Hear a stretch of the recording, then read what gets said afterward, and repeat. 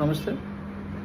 నేను మీ నాగచంద్రుడు, senior lawyer. Rape case రద్దు చేయవచ్చా? సో ఫ్రెండ్స్,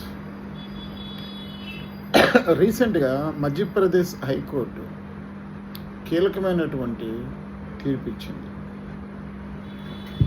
అదేంటి అంటే, ఒక యువకుడు ఒక అమ్మాయిని మ్యారేజ్ చేసుకుంటా అని చెప్పి నమ్మించి బిఫోర్ మ్యారేజ్ ఆ అమ్మాయితో శృంగారం జరిపాడు.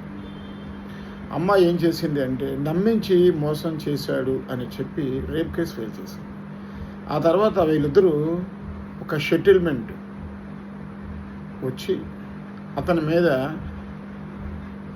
రేప్ కేసు తీసేయమని, మా ఇద్దరిని కాంప్రమైజ్ అయిపోతాం, అతని పేరు మీద అయినటువంటి ఎఫ్ఐఆర్ని క్వాష్ చేయమని చెప్పి మధ్యప్రదేశ్ హైకోర్టులో క్వాష్ పిటిషన్ ఫైల్ చేసింది. హైకోర్టు ఏం చెప్పింది అంటే, రేప్ అనేది ఒక సీరియస్ అఫెన్స్.